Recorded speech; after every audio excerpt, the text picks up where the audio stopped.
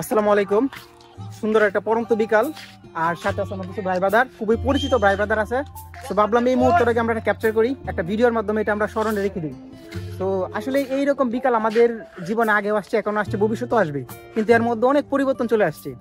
আর পরিবর্তন এই ব্যাপারটা নিয়ে আমার এক ছোট ভাই সজীব তার অনুভূতিটুকু আপনাদের সাথে প্রকাশ করবে, যে আমরা এই সময়ের পরিবর্তনের সাথে আমাদের মধ্যে যে একটা পরিবর্তন হয়েছে, মানে আমরা বড় হয়েছি আস্তে আস্তে। বিকালগুলো ঠিক আগের মতো আছে, কিন্তু আমাদের চিন্তা ভাবনা, আমাদের সময় আগের মতো নাই। ঠিক আছে সজীব? তো সজীব সে কিন্তু অনেক ভালো একজন স্পোর্টস পার্সন। আমাদের গ্রামের মধ্যে যদি কোনো সবচেয়ে ভালো যে ফুটবল প্লেয়ার বলেন, ক্রিকেট প্লেয়ার বলেন, সে কিন্তু সজীব। সো স্যাড মোমেন্টটা হচ্ছে, দেখেন মাঠে কত সুন্দর খেলা হইতেছে, কিন্তু সজীব এখানে বসে আছে। ঠিক আছে? সো তার জন্য এই ব্যাপারটা কিন্তু অনেক কষ্টদায়ক, হৃদয় বিতারক। এটা আমি বুঝতে পারতেছি, কারণ সে একজন স্পোর্টস পার্সন। তার সামনে এত সুন্দর খেলা হইতে সে খেলতে পারতেছে না, কারণ তার পরিবারের দায়িত্ব এখন তার কাঁধে।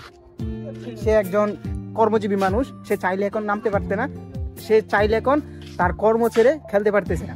তো এই যে একটা খারাপ, এই যে একটা স্যাড ফিলিংস, এই যে একটা মুহূর্ত, এইগুলো কিন্তু আপনার আমার সবার লাইফে আসবে।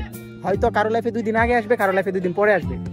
তো সজীব, তুমি কি কষ্ট পাইতেছো নাকি সেটা বলো। এরকম খেলা হইতেছে, বাট তুমি এখানে বসে আছো একজন দর্শক হিসেবে, এটা কি তোর কাছে খারাপ লাগতেছে? কষ্ট পাওয়ার কিছু নেই, বরং দিন শেষে আমাদের মধ্যবিত্ত আমরা সবকিছু মেনে নিয়ে নিতে সক্ষম।